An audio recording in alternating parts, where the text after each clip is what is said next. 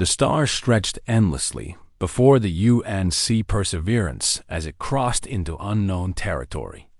Admiral Haiyan Wu stood on the bridge, watching the viewscreen display a sight humanity had dreamed of for centuries. Alien ships. Hundreds of them, arranged in perfect formation like a wall blocking their path forward. Minji, his tactical officer, studied her console with careful eyes. The readings made no sense.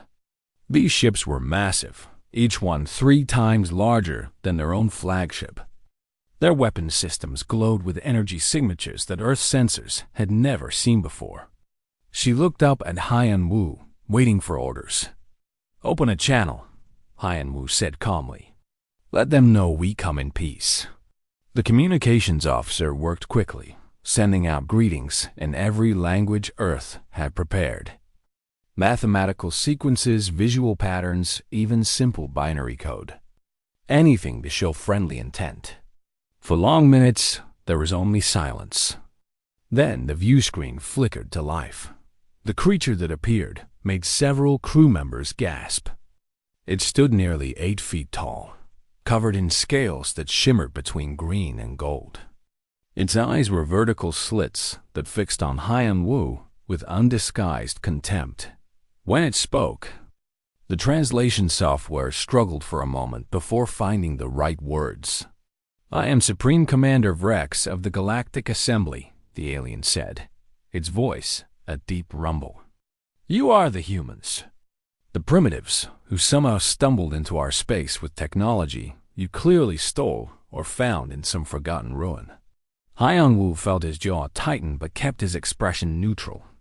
"We developed our faster-than-light drive ourselves over decades of research. We're explorers seeking peaceful contact with other civilizations."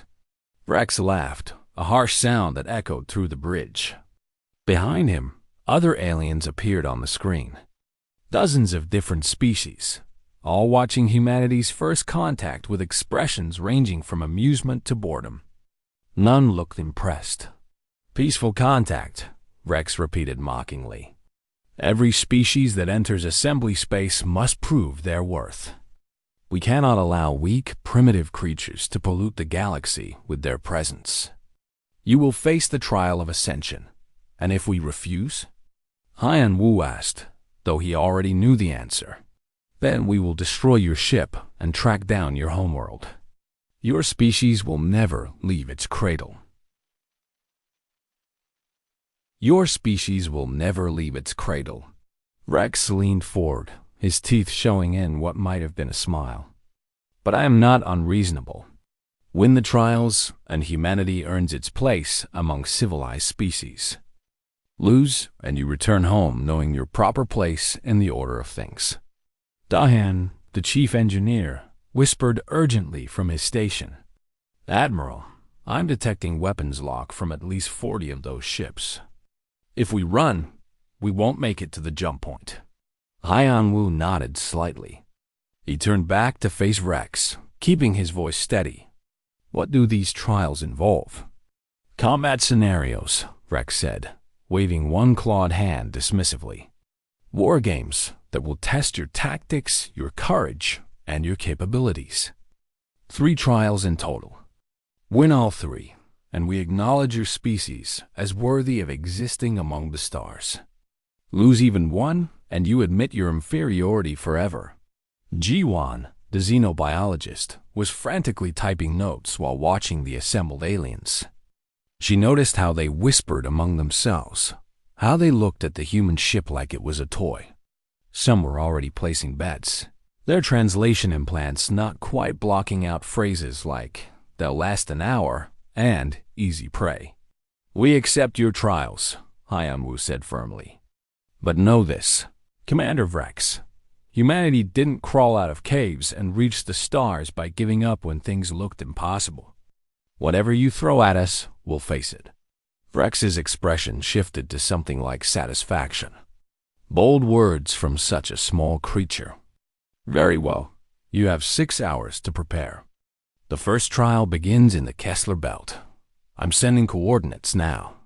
Bring your warriors, human. Bring your best. It won't matter.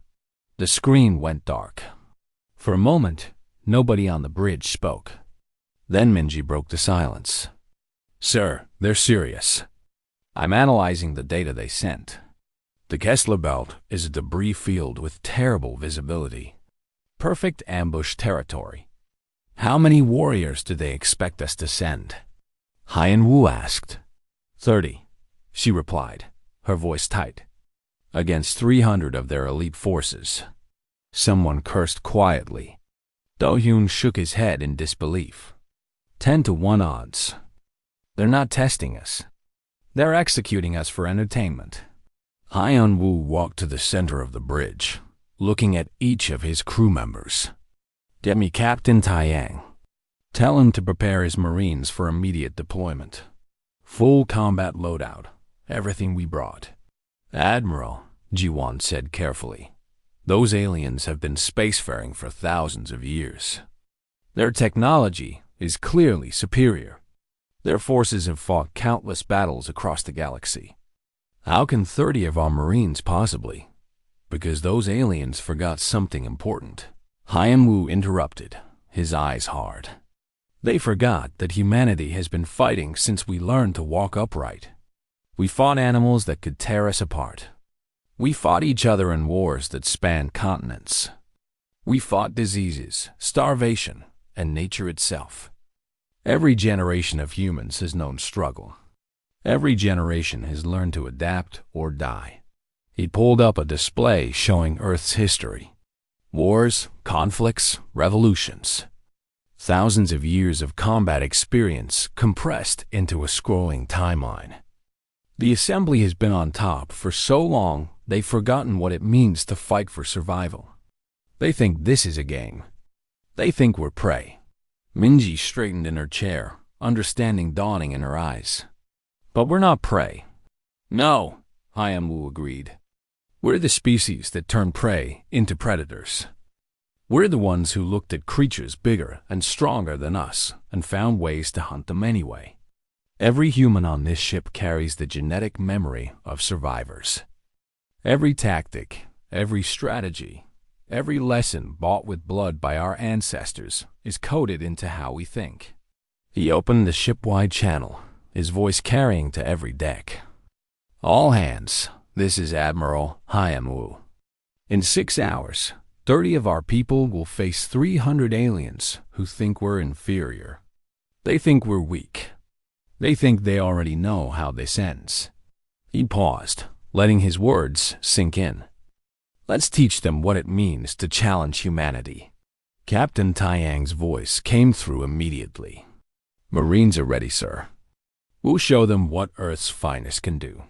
"I know you will," Haiyan Wu replied. "Remember, we're not trying to prove we're stronger or faster. We just need to prove we won't quit. That's what they can't understand. They've never faced a species that simply refuses to lose." As the Perseverance moved toward the Kessler Belt, the crew worked with focused intensity. They knew the galaxy was watching. They knew the odds were against them. But they also knew something the assembly had forgotten. Humans don't fight fair. Humans fight to win. And when survival is on the line, humanity has never known how to surrender. The trial was about to begin, and the galaxy was about to learn a very hard lesson. The Kessler Belt was exactly as terrible as Minji had predicted. Debris floated everywhere, pieces of destroyed ships and shattered asteroids, creating a maze of metal and rock. Sensors barely worked, scrambled by the high concentration of metals and radiation. Visibility was almost zero. It was the perfect place for an ambush. Captain Taiyang checked his squad one final time before they deployed. 30 Marines, each one handpicked from Earth's best military forces. They wore powered armor that looked primitive compared to alien technology, but it was reliable. Human engineering always favored things that worked over things that looked impressive. "Listen up," Taiyang said over the squad channel. "We're facing the Rothian hunters. According to the data the assembly sent, they're faster than us, stronger than us, and they can see in the dark better than our night vision. They've won every engagement they've ever fought.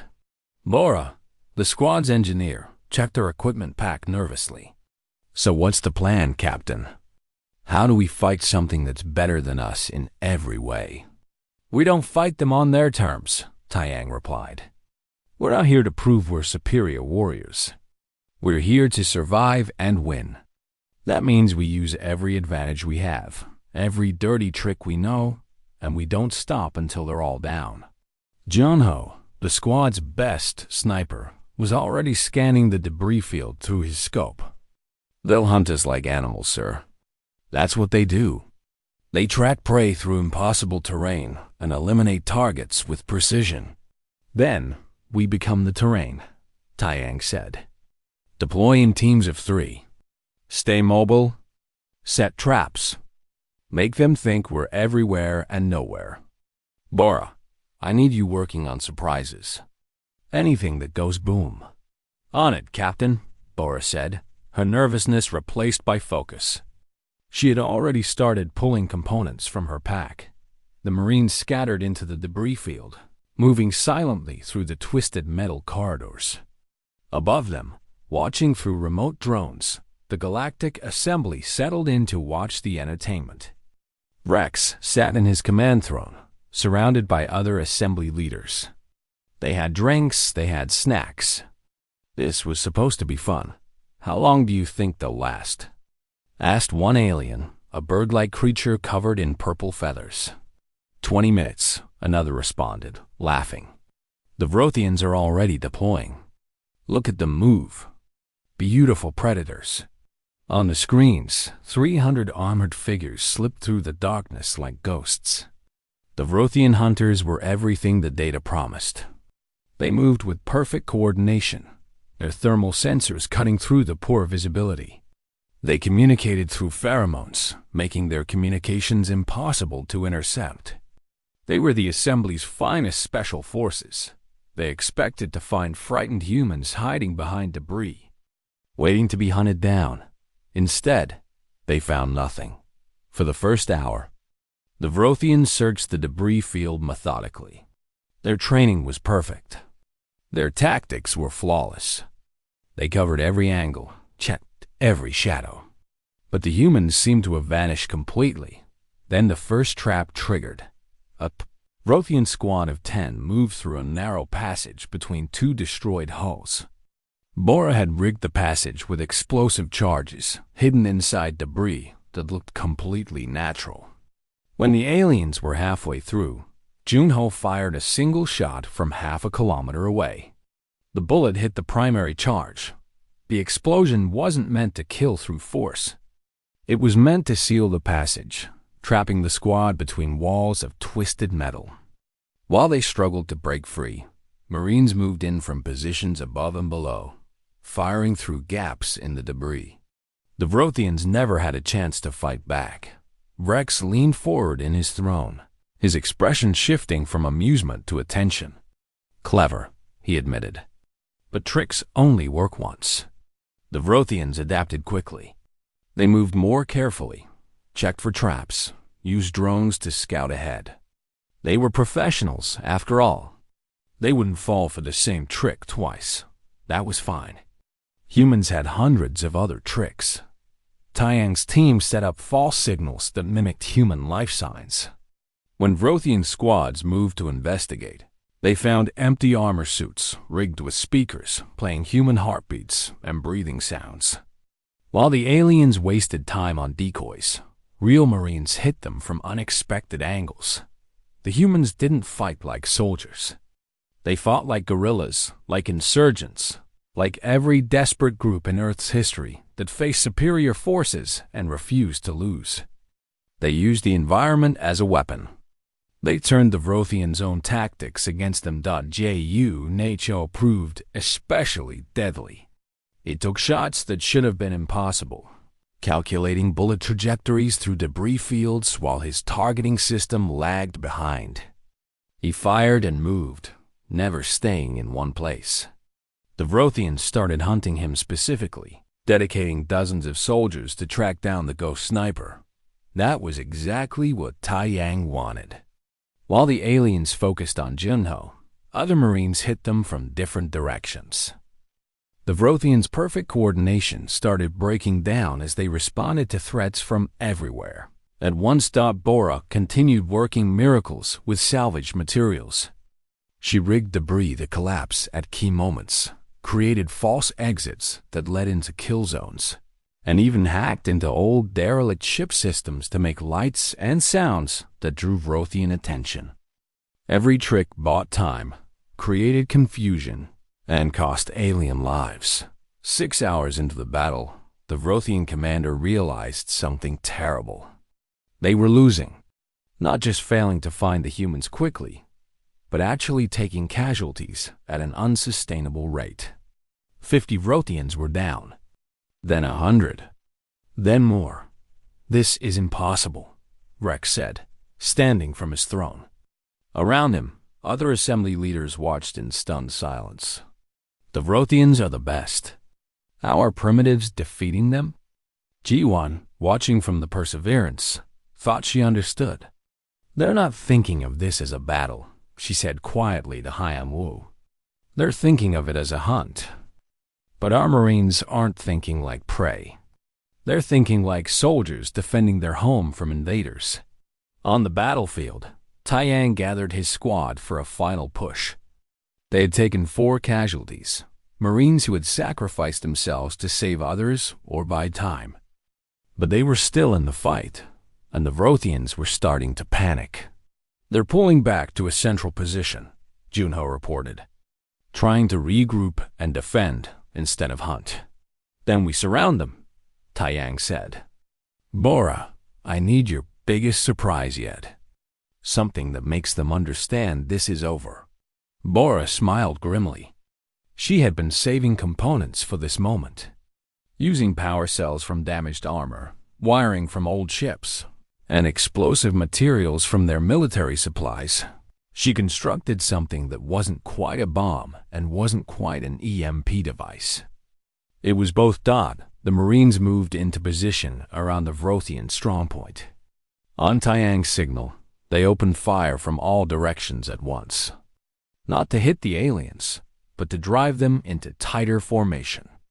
When the Vrothians were packed together, trying to create a defensive perimeter, Bora's device landed in their center.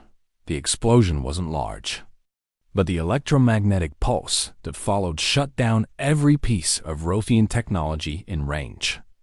Their armor went dark. Their weapons stopped working. Their communications died. The Marines moved in with basic firearms that didn't rely on complex electronics. The fight was over in minutes. 12 hours after it began, the first trial ended. 300 Vrothian hunters lay defeated. 30 human Marines stood victorious, though exhausted and battered.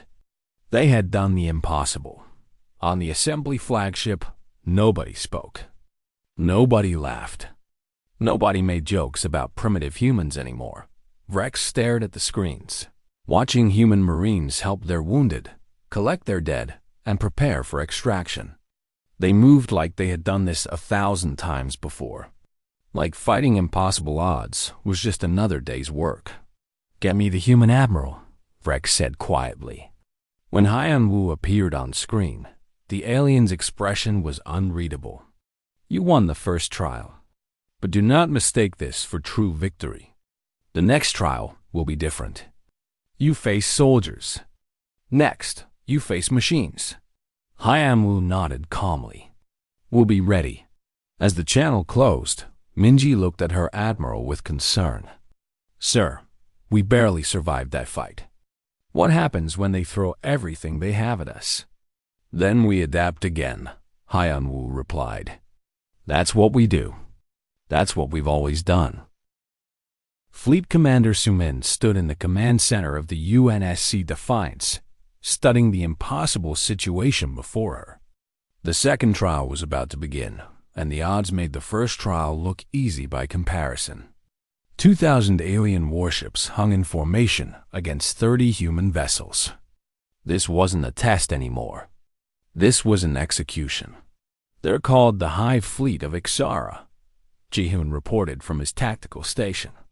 The young officer had barely slept since the first trial ended, analyzing every piece of data the assembly had provided. Fully automated warships controlled by a central artificial intelligence. No biological crews, no hesitation, no fear. They've never lost a battle. Sumin walked closer to the display, watching the enemy fleet's perfect geometric arrangement. Each ship was positioned exactly where mathematics said it should be for maximum coverage and mutual support. It was beautiful in a terrible way. Never lost because they overwhelm opponents with numbers. Pure mathematics. No tactics, just inevitable victory through superior force. Exactly, Ji-hoon said. The AI calculates the most efficient way to destroy targets and executes without deviation. It's fought thousands of battles across centuries. It knows every tactic, every strategy, every trick that civilized warfare uses. Good thing we're not civilized then, Sumin muttered. She opened the fleet-wide channel. All ships, this is Commander Sumin. You've all seen what we're facing. The assembly thinks numbers will crush us. They think their perfect decay will calculate our defeat before we fire a single shot. She paused, looking at the faces of her bridge crew.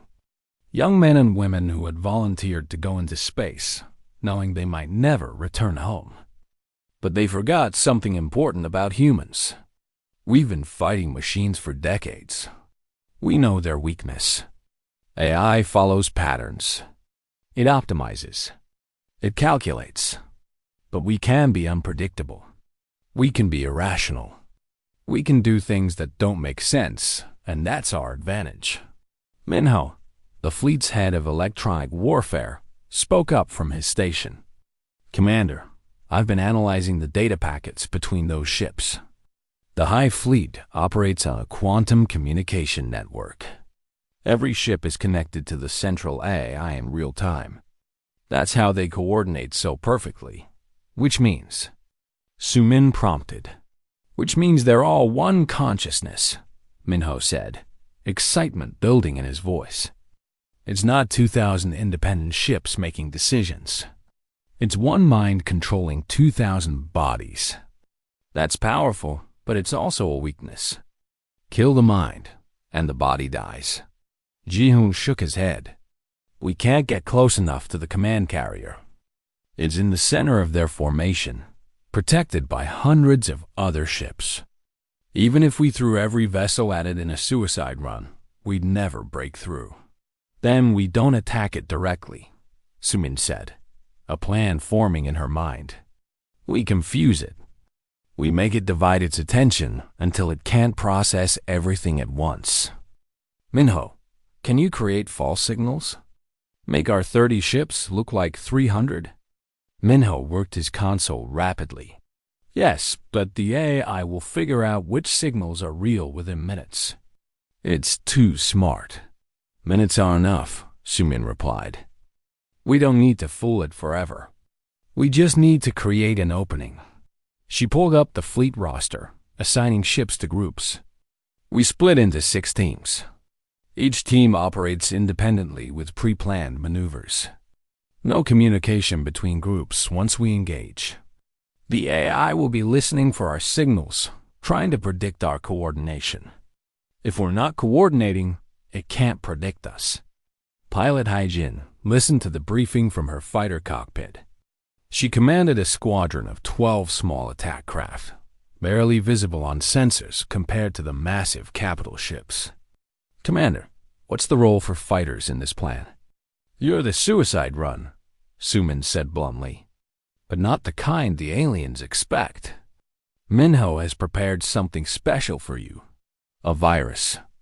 It won't destroy the AI, but it will disrupt its processing for critical seconds.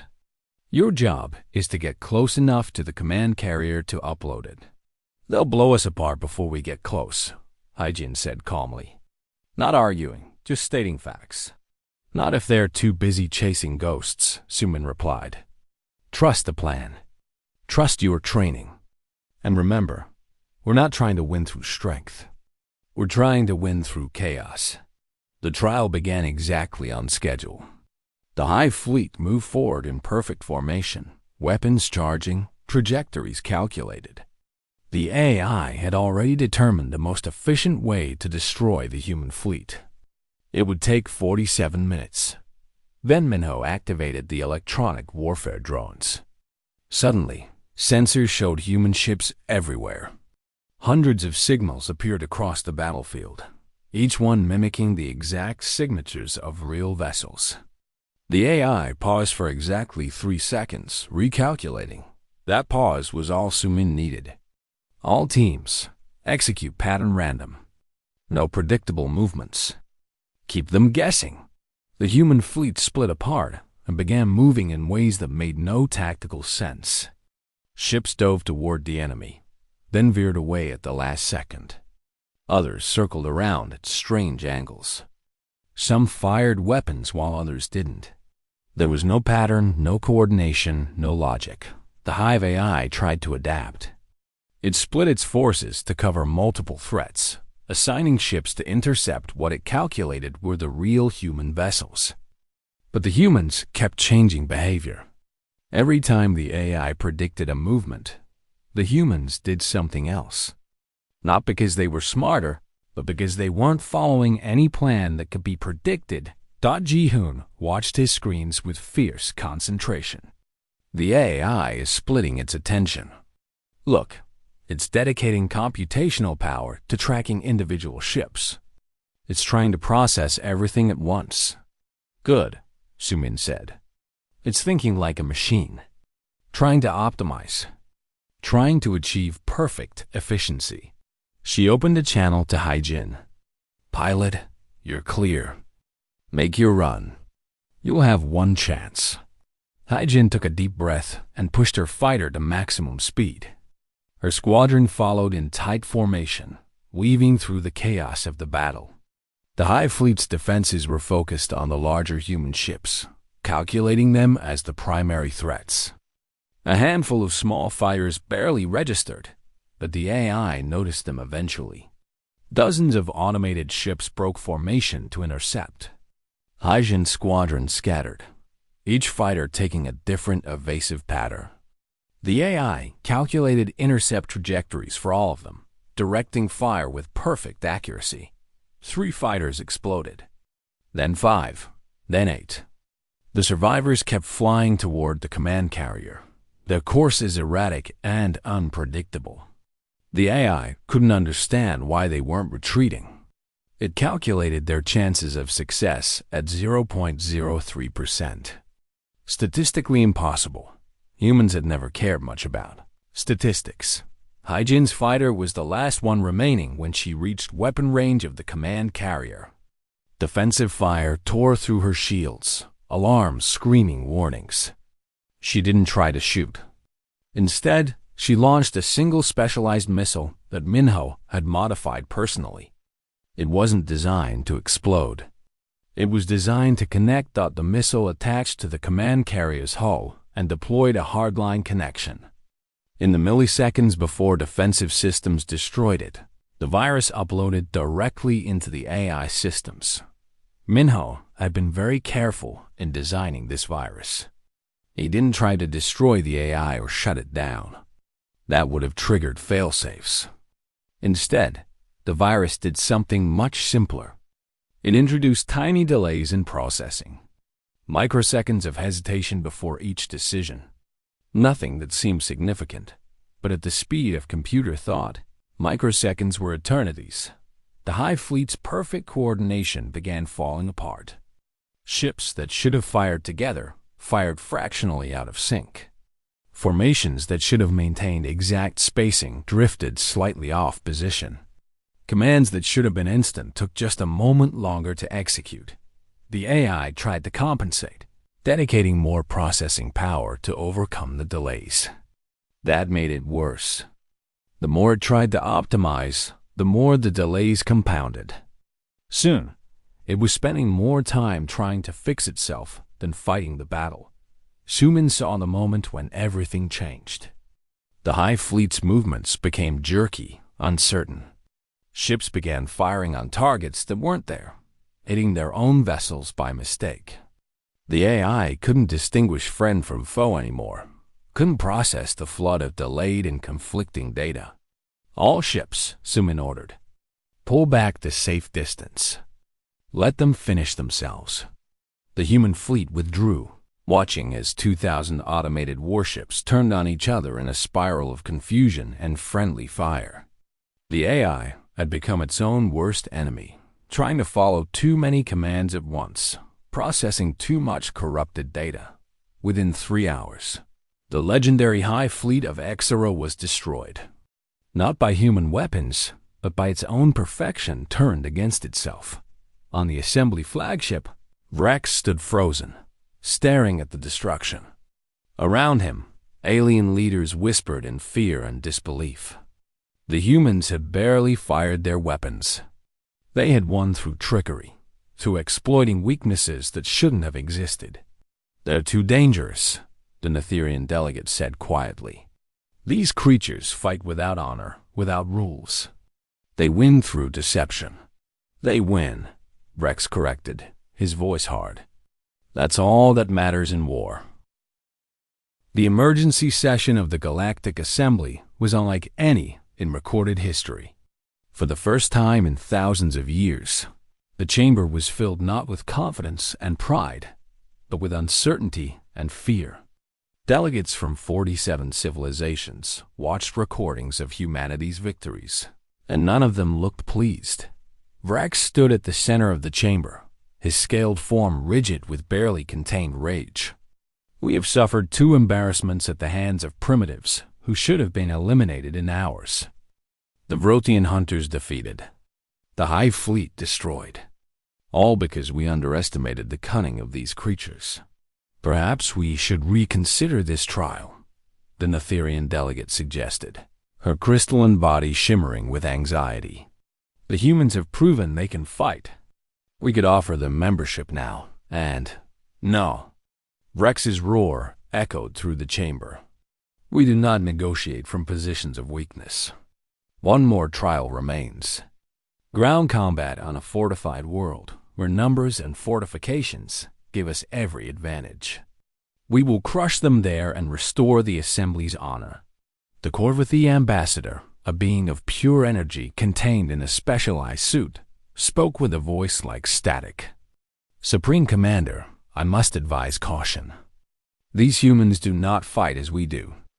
They adapt, they improvise, they refuse to follow expected patterns. Every advantage we've had, they've turned into a weakness. Then we give them no advantages to exploit," Rex said firmly. "Kratos Prime is the most fortified world in assembly space. Orbital defense platforms, underground bunker networks, 100,000 soldiers. The humans will send 10,000 Marines at most. Even they cannot overcome such odds." Across the galaxy, on the Perseverance, Admiral Hyan Wu held his own meeting with senior staff. The mood was tense but determined. They had won twice, but everyone knew the final trial would be the hardest. Dr. Yuna, the fleet's chief medical officer, had spent days analyzing alien psychology from the trial recordings. She stood now, presenting her findings to the command crew. "I've studied how the Assembly fights. They have patterns. Strategies developed over millennia that never change because they've never needed to change. They fight like they're already won," Minji observed. "Perfect tactics for opponents who fight the same way." "Exactly," Yuna agreed. "But humans have never had that luxury. We've spent our entire existence as the underdogs. Every war, every battle, every conflict in human history has taught us one critical lesson: adapt or die. The Assembly has forgotten how to adapt because they haven't faced real threats in generations." Doyen pulled up the data on Kratos Prime. "This is their final testing ground. Look at these defenses. Orbital platforms with enough firepower to glass a continent. Underground facilities that can withstand nuclear strikes. They're offering us a fair fight on ground they've prepared for decades." "Then we don't fight fair," Hyan Wu said. We've never fought fair when the odds were against us. G1. What do we know about Kratos Prime beyond the military installations? The xenobiologist worked her console, pulling up planetary data. It's a fortress world, but it still needs infrastructure. Power generation, water systems, communications networks. Everything is hardened and redundant, but it all exists. They built this place to withstand attacks, not sabotage. Hyan Wu smiled grimly. That's their mistake. They're thinking about military victory. We're thinking about survival. Send a message to the assembly. Tell them we accept the final trial. We'll send 10,000 Marines. As preparations began, word of humanity's victories spread through the galaxy. Civilizations that had been part of the assembly for centuries began questioning their own security. If humans could defeat the Rothian hunters and the Hive Fleet, what else could they do? Trade agreements were quietly drafted. Diplomatic channels were opened. Species that had never defied the assembly started sending secret messages to Earth, offering friendship and support. The galaxy was watching, and for the first time, they were betting on humanity. On Kratos Prime, 100,000 assembly soldiers prepared for the humans' arrival. They came from a dozen different species, all veterans of countless conflicts. Their commander, General Kratos, believed this would be the easiest battle of his career. 10,000 against 100,000, he said to his officers. The humans are brave but foolish. We have orbital superiority, fortified positions, and numerical advantage. This battle will be over in days. His officers agreed, confident in their overwhelming force. They had studied human tactics from the previous trials, but they saw only tricks and deception. On an open battlefield, in a fair fight, surely the superior numbers would prevail. Sergeant Yunwu gathered his platoon in the deployment bay. These were some of Earth's finest soldiers, volunteers who had trained their entire lives for combat. But even they looked nervous as they checked their equipment. I won't lie to you, Yunwu said. This is going to be harder than anything we faced. But I want you to remember something. Those aliens out there? They've been soldiers for a few years, maybe a few decades. We're humans. We've been warriors for hundreds of thousands of years. It's in our DNA. Fighting is what we do. A young Marine named Sujin spoke up. Sergeant, how do we fight 100,000 soldiers? Even with all our training, the numbers don't add up. You're right, Yunwu agreed. The numbers don't add up if we fight their way. But we're not going to line up and shoot at each other. We're going to fight the way humans have always fought when outnumbered. We're going to be smart, ruthless, and absolutely unwilling to quit. Throughout the human fleet, similar conversations happened. Officers reminded their troops of Earth's history, of battles where small forces defeated large armies through tactics and determination, of wars won not through strength, but through refusing to surrender. Colonel Saijan commanded the special operations teams.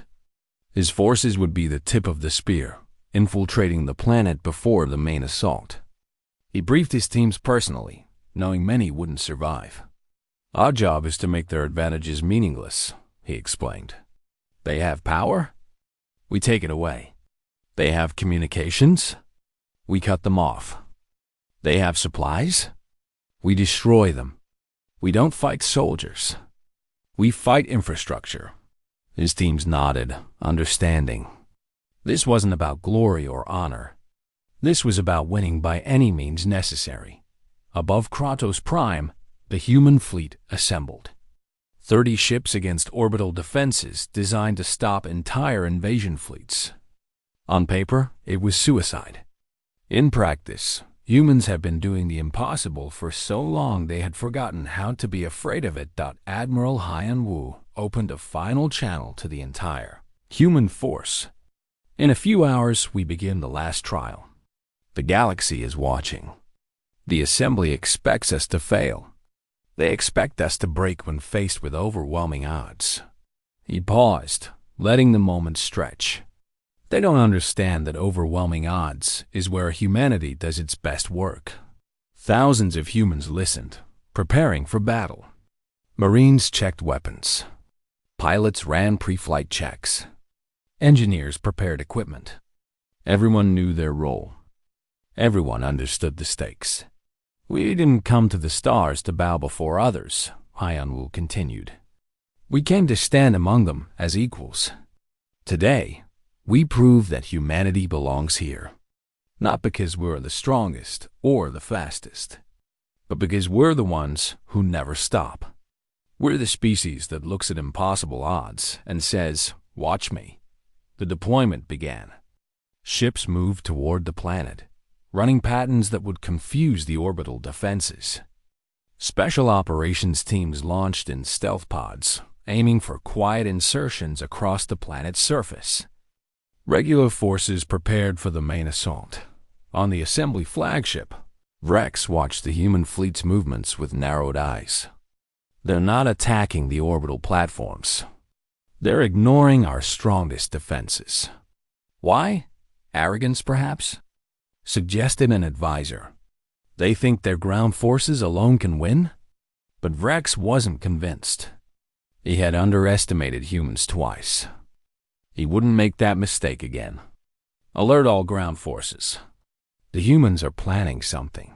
Whatever it is, we must be ready. Far below on Kronos Prime, Seojin's team touched down in an industrial sector far from the main battle lines. They moved silently through the darkness, heading toward their first target, a power distribution center that fed the entire northern continent. The final battle was about to begin, and humanity was about to teach the galaxy one more lesson about what happened when you cornered creatures that refused to stay down.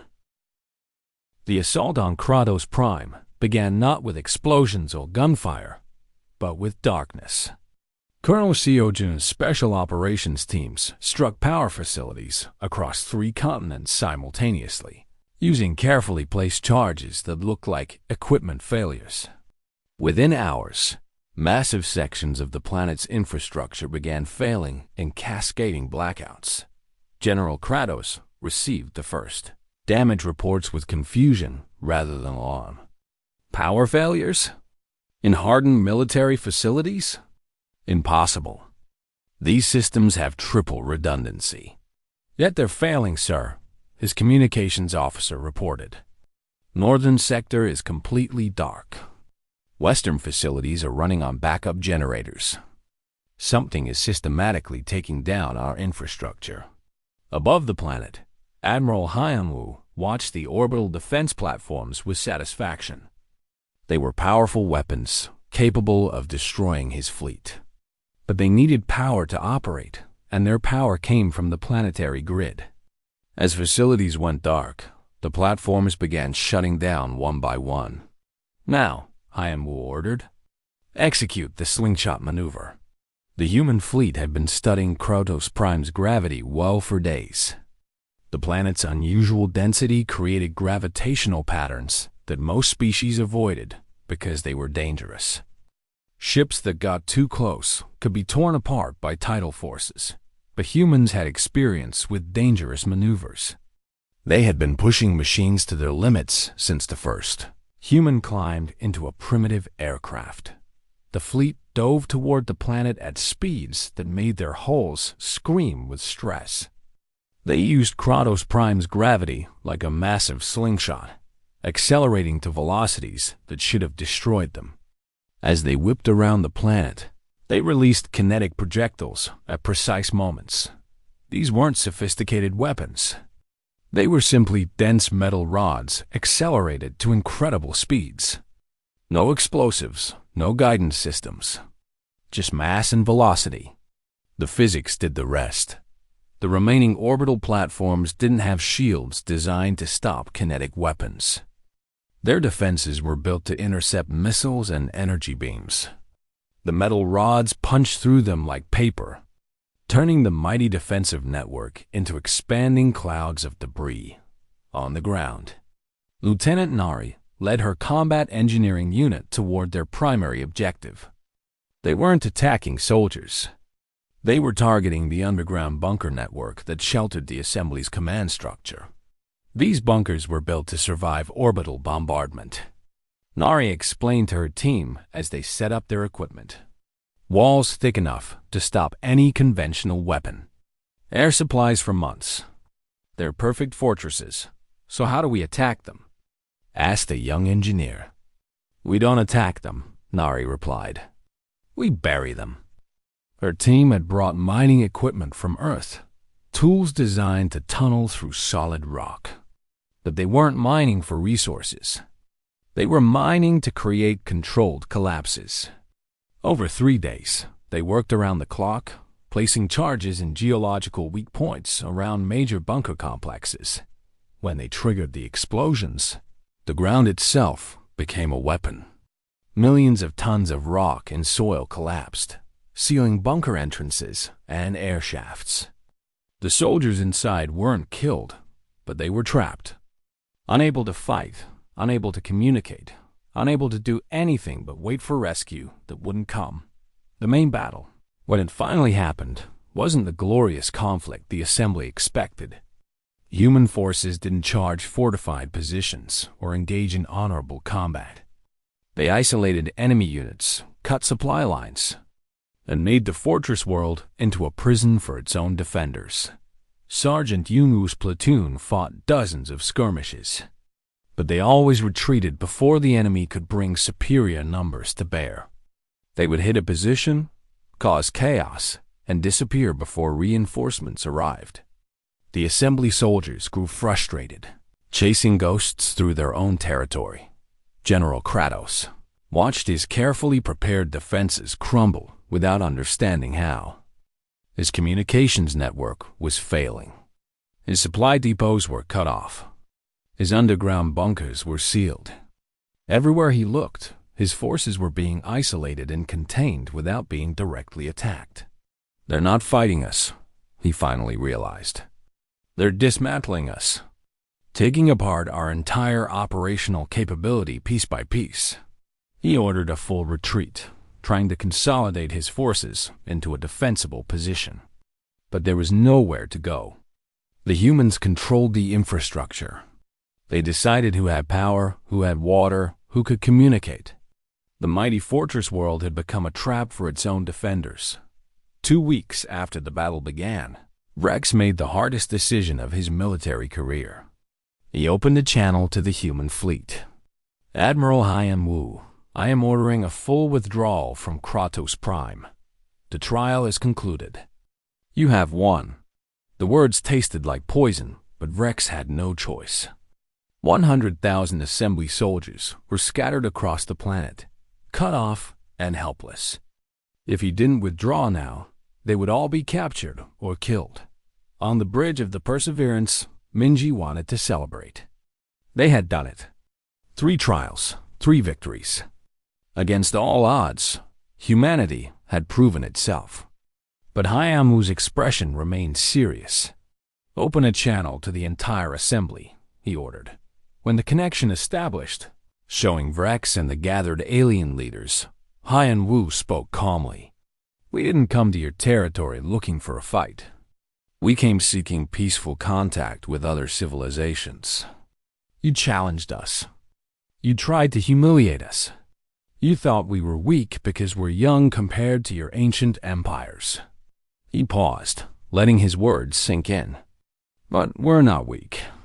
We're survivors. Every species on Earth that we descended from had to fight for every single day of existence. We evolved in a world that wanted us dead. We climbed to the top of the food chain, not because we were the strongest, but because we refused to quit. That's what you don't understand about humanity. Rex wanted to respond, to argue, but Hyan-Woo continued. You offered us trials to prove our worth. We won all 3. But I want you to understand something very important. We were holding back. We were following your rules, fighting your way. If you ever threaten humanity again, you won't face trials or games. You'll face war. And humans have been perfecting war for our entire existence. The chamber went silent. Every alien leader understood the implied threat. They had seen what humans could do while following rules. None of them wanted to see what humans could do without restrictions. "The Assembly offers you membership," Rex said stiffly. "You have earned a place among the ruling councils. Your species will be recognized as equal to all others." "We decline," Hyun-woo said simply. Shock rippled through the Assembly. Species spent centuries trying to earn council membership. The humans were refusing it? "We'll join your assembly when you learn to ask instead of challenge," Hyun-woo explained. "When you approach us as partners instead of judges. Until then, humanity will go its own way. We'll explore the stars, make our own alliances, and build our own future. You're welcome to join us as friends. But we're done proving ourselves to you." The Perseverance turned away from the assembly fleet, preparing to jump to lightspeed. The rest of the human ships followed, leaving Kratos Prime and its defeated forces behind. In the command center, Ji-won was already analyzing the diplomatic messages flooding in from across the galaxy. "Sir, we're receiving contact requests from dozens of civilizations. Species that were afraid to defy the Assembly are now asking to open relations with Earth.